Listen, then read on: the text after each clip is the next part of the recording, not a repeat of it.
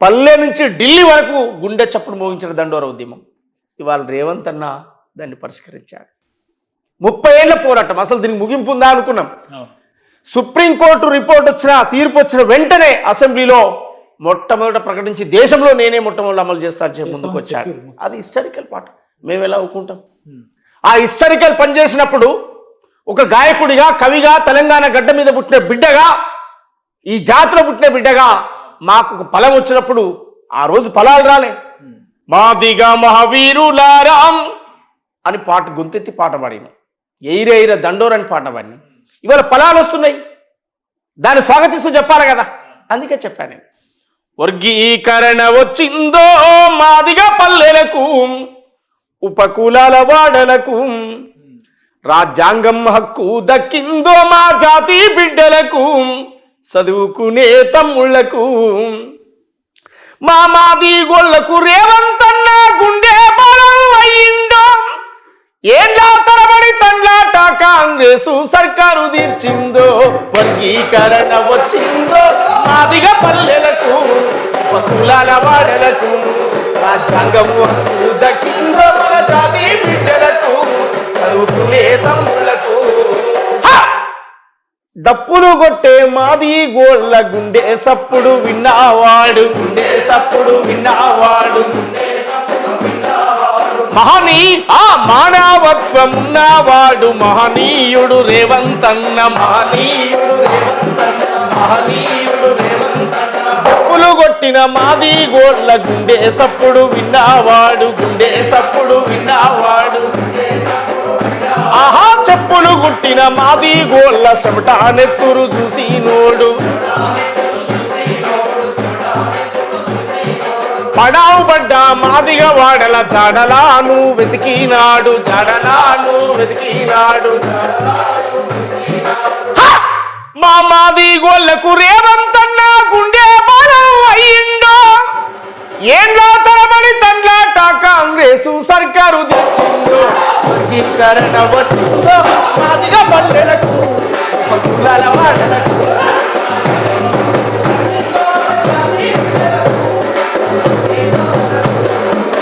ఎయ్యారో ఎయ్యారో ఎయిర దండోరా, రేవంతన్న పాలనకు మద్దతు ఇయ్యర దండోరా. ఎయ్యారో ఎయ్యారో రేవంతన్న పాలనకు మద్దతు ఇయ్యర దండోరా. ఎయ్యారో ఎయ్యారో ఎయిర దండోరా, జాతినంతా ఏకం చేసి జాతర చేద్దామురో. వర్గీకరణ వచ్చిందో మాదిగా పల్లెలకు, ఉపకులాల వాడలకు, రాజ్యాంగం హక్కు దక్కిందో మా జాతి బిడ్డలకు. ఇటు వర్గీకరణ అంశంలో రేవంత్ రెడ్డి గారిని ప్రధాన పీట వేస్తున్నారు. ఇప్పుడు ఈ ప్రజాపాలన పాటల్లో కూడా ముఖ్యమంత్రి గారికే ప్రధాన పాత్ర వేసారు. అంటే ఎట్లా ముఖ్యమంత్రి గారిని అంటే ఇనిషియేట్ తీసుకోవడమే సోమనన్న ఎజెండాగా పనిచేస్తుండే, ఎట్లా పని చేయను ఎవరి పాలైందో అని తిట్టినాం. మరి పని చేసిన ఆయన చేసిండని చెప్పాలన్నా వద్దా?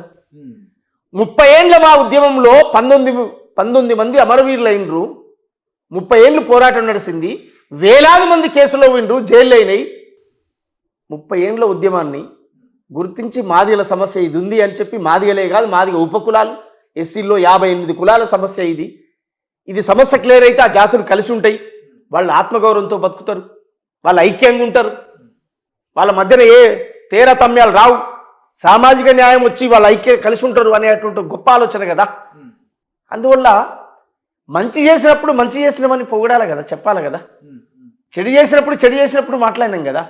అందువల్ల చేసినటువంటి వ్యక్తిని చేసిండని చెప్పక తప్పదు కదా, అది చరిత్రే కదా. ఇప్పుడు ఏదైనా మంచి పని మీరు చేశారనుకో, పలానా సిగ్నేచర్ స్టూడియో ఇది చూపించిందని చెప్పమా? మరి అది కూడా తప్పే అవుతుందా? అందువల్ల అద్భుతంగా మా జాతి గూడాలకు పిలిచి, వాడలకు పిలిచి, డప్పులతోటి స్వాగతం పలికి, దండోరేసి, ఇన్ని రోజులు నిరసన డప్పులు కొట్టినాం, ఇన్ని రోజులు సావుల డప్పులు కొట్టినాం, ఇప్పుడు పండుగ డప్పులు పాటలు పిలిపించినాం కదా. జాతినంతా ఏకం చేసి జాతర చేద్దామురు, జాతిని ఏకం చేసి జాతర చేయాలని చెప్తున్నాం. మా ఆత్మగౌరవం, మా హక్కుల కోసం కొట్టినటువంటి ఈ డప్పులు మా సంతోషం కోసం కొట్టుకోవద్దా ఒక పూట? 30 ఏండ్ల కళ నిజమైన వేళ మా ఆనందాన్ని కూడా పంచుకోవద్దా? ఎస్, అందుకనే అట్లా బీసీలు. కానీ వర్గీకరణ అంశంలో మీరు గతంలోనే ఒక పాట పాడారు అన్న, చెప్పులు కుట్టే చేతుల్లో చరిత్రలు రాయాలి, మా రోజులు రావాలన్నారు. ఎస్, అంటే మా రోజులు రావాలి, అణగారిన వర్గాలకు అధికారం రావాలని చెప్పి మీరు ఆనాడే ఊహించారు అన్నమాట. Yes, right. ఎస్. అంటే ఇట్లా ముందు చూపుతోటే ఏ పాట పాడినా లేదంటే ఏ మెసేజ్ పంపినా సోమన్న గారు ముందు చూపుతోటి పనిచేస్తాడా? ఖచ్చితంగా. 50 ఏళ్ళకి ఏం జరుగుతుందో ఇప్పుడు చెప్పగలుగుతాం కదా.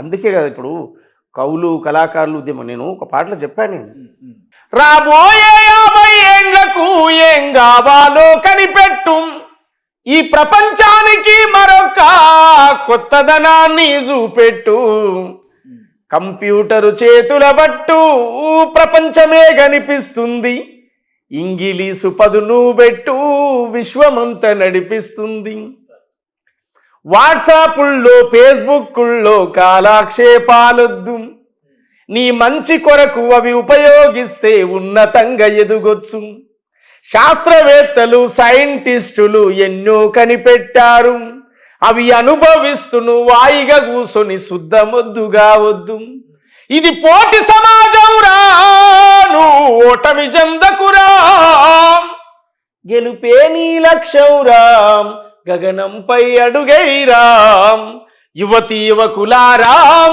విద్యార్థి తమ్ములారాం, మహనీయుల దారిలో నడవాలి, మరో చరిత్రను రాయాలి, ఈ సమాజం అనేటి పుస్తకంలో మీరు చెరగని చరిత్రలు అవ్వాలి, కంప్యూటరు చేతుల పట్టు ప్రపంచమే కనిపిస్తుంది, ఇంగిలీసు పదును పెట్టు విశ్వమంతా నడిపిస్తుంది, ఇంగిలీసు పదును పెట్టు విశ్వమంతా నడిపిస్తుంది.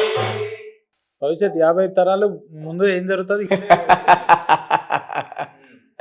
అంటే ఒక పాటను రాసినప్పుడు కొన్ని పాటలు అలా హిస్టరీలో మిగిలిపోయే పాటలు కొన్ని ఉంటాయి, కొన్ని 50 ఏళ్ళైనా పాడుకునే పాటలు ఉంటాయి, కొన్ని అప్పటికప్పుడు తాత్కాలిక సమస్యల కోసం పాట. ఎన్నేళ్ళు పాడతాడు ఏపూరి సోమన్న ఇదే రకంగా? అంటే 50 ఏళ్ళు అంటే చనిపోయే వరకు పాటలు పాడుతూనే ఉంటాడా? ఎస్, ఏపూరి సోమన్న ఏ వెలివాడలైతే పల్లెం కొట్టి తోలు డప్పు కొట్టి కోలాటమాడి డప్పు కొట్టి పాట పాడి ఏ వెలివాడ నుంచి వచ్చాడో ఏపూరి సోమన్న ఒక వెలిశాలలో కూర్చొని ఒక చెట్టు కింద కూర్చొని ఓ డప్పు కొట్టుకుంటూ కూర్చొని ఒక 30 ఏళ్ల క్రితం పాటలు పాడిన ఏపూరి సోమన్న ఇవాళ ఆయన గలం గర్జన ప్రపంచమే వింటుంది కదా.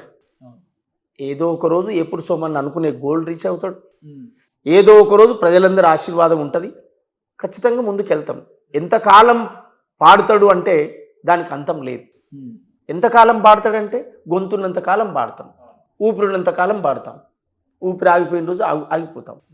అదొరదాకా పాడుతూనేవా అంటే ఖచ్చితంగా పాడతాం. పాట రూపాలు మారుతుంది, పాట రూపాంతరం మారుతుండొచ్చు. వర్గీకరణ కావాలని పాడిన పాట ఉంది, వర్గీకరణ పండుగ కోసం పాడే పాట కూడా వింటున్నాం కదా. ఎస్, మాదిగా మహావీరులారాం ఆది జాంబవుని వారసులారా,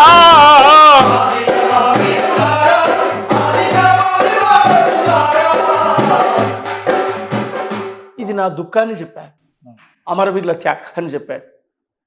వర్గీకరణ వచ్చినాక సంతోషమైన పాటలు అంటే పాట ఉంటుంది, రూపం మారుతుంటుంది, పాట ఉంటుంది, రూపం మారుతుంటుంది.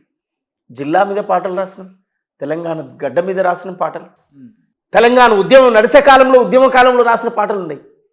వచ్చిన తర్వాత కూడా అసలు పాటే లేదు వీళ్ళు రాస్తానికన్న పాట తర్వాత కూడా పాటలు రాశారు. అసలు ఏం రాస్తారు వీళ్ళు ఇప్పుడు అని ఒక ప్రశ్న ఉన్నప్పుడు కూడా పాటలు సృష్టించి రాశారు. సూరులగన్నట్టి సూర్యాపేటకు పోదమా, వీరులగన్నట్టి నల్లగొండను చూద్దామా, సూరులగన్నట్టి సూర్యాపేటకు పోదమా, వీరులగన్నట్టి నల్లగొండ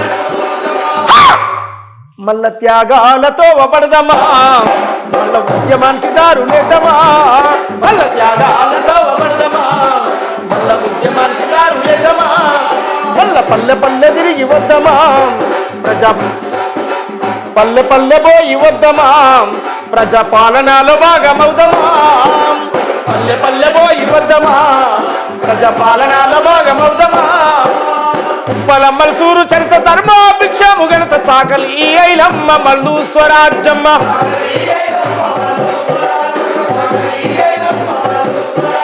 యుద్ధ శుద్ధగితి శుద్ధాల బండి యాదగిరి మా రోజు వీరన్న మన పెళ్లి లలితక్క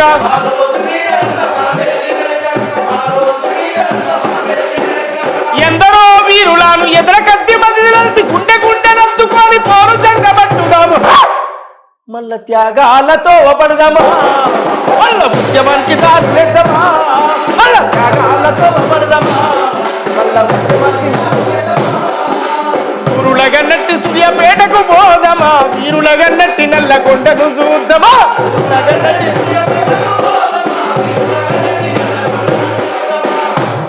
అంటే ప్రాంతాల గొప్పతనాలు కూడా చెప్పిన సందర్భాలు ఎస్ అంటే మీరు ఎప్పటివరకు పాడతారంటే అంటున్నాను నేను పాట ఏడాగుతుందన్నా రూపాంతరం చెందుతుండొచ్చు పాట రూపాంతరం చెందుతుండొచ్చు పిల్లలకు చెప్పే పాటలు ఉంటాయి తల్లికి చెప్పే పాటలు ఉంటాయి సమాజానికి చెప్పే పాటలు ఉంటాయి చెల్లికి చెప్పే పిల్లలకు కూడా మీరు సదవరతం ఆ పాట పాడిన సందర్భాలు కూడా పిల్లలకు కూడా చెప్పాను కదా ఖాళీగా ఇప్పుడు వాడిని చదువుతున్నాడు నేను చెప్తేనే చదువుతాడని కాదు నా ఉద్దేశం కళాకారుడే నా బాధ్యత అది ఎస్ దాన్ని రిసీవ్ చేసుకుంటాడా చేసుకోడా అది సమాజానికి వదిలేస్తా నా బాధ్యత నేను చెప్పాలి కదా అని చెప్పాను సదవర తమ్మి ఎదగర చెల్లి చరిత్రను నిర్మించేలాను చదివే తరగని ఆస్తయి సమాజంలో నిలబెడుతుంది చక్కటి భవిష్యత్తునిస్తుంది ఆ ఐ ఈ ఊలాను రాయర చిన్న ఏ ఐ ఈ ఓ అవులను దిద్దర కన్నా ఏబిసిడి ఈఎఫ్జిహెచ్ చదవర చిన్న ఐజేకేఎల్ఎంఎన్యు రాయర నాన్నం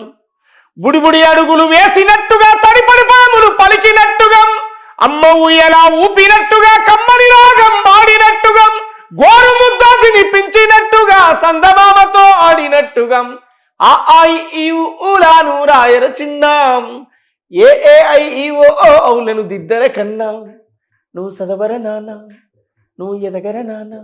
అంటే రాజకీయ నాయకులు పెట్టుకుంటే చిన్నపిల్లల వరకు అన్ని వర్గాలలో అన్ని సందర్భాలలో సోమన్న పాటలు అయితే ఉంటాయి వాస్తవంగా ఎవరు అవునన్నా కాదన్నా ఎట్లా అనిపిస్తుంటాయన్నా అవన్నీ ఒక్కొక్కసారి నెమరు వేసుకున్నప్పుడు అన్నా లేదంటే ఎవరో మీ పక్క వాళ్ళు మీ అభిమానులు ప్రేక్షకులు వచ్చి అన్న ఇది మీ పాట విని మేము అంత చేంజ్ అయినాం లేదంటే మాలో మార్పు వచ్చింది మాలో ఆలోచన విధానం పెరిగింది మా పరిజ్ఞానం పెరిగింది ఈ రకంగా అంటున్నప్పుడు ఏమనిపిస్తుంటుంది? చాలా సంతోషం అనిపిస్తుంది, అంతకంటే ఏం కావాలనిపిస్తుంది లైఫ్లో.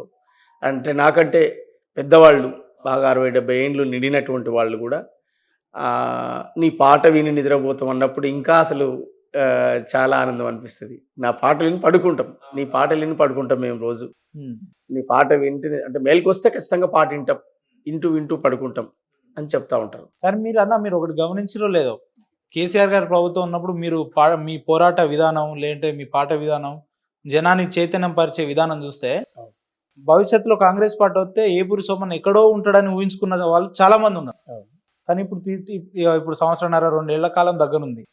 కానీ ఇదే సోమన్ అనే వ్యక్తి ఇదే డబ్బులతో సావాసం చేస్తున్నాడు, ఇదే కళాకారులతోనే తిరుగుతున్నాడు తప్ప ఆయన జీవిత విధానం కానీ జీవిత పరిజ్ఞానం ఏం మారలేదు.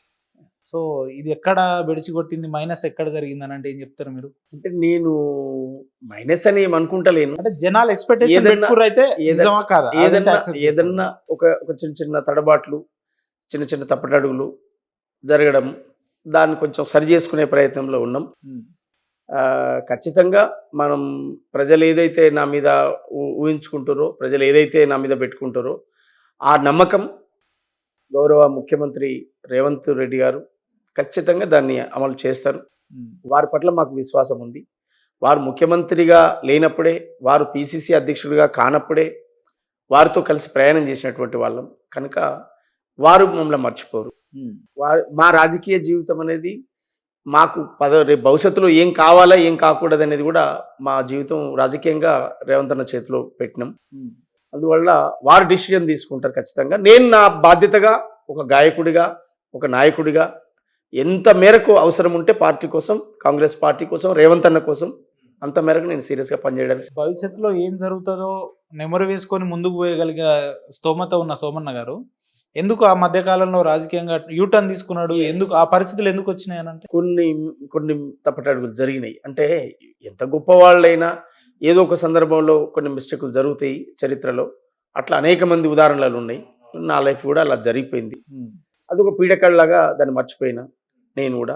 ముఖ్యమంత్రి గారు కూడా దాన్ని రిసీవ్ చేసుకొని సర్లే అది జరిగింది అయిపోయింది గతం కదా, కానీ ఇప్పటి నుంచి అయినా మీ సేవలు ప్రజాపాలనలో భాగం కావాలి, మీ సాహిత్యం మీ పాట ప్రజాపాలనలో భాగమై పనిచేయాలని చెప్పి వారు సూచించారు.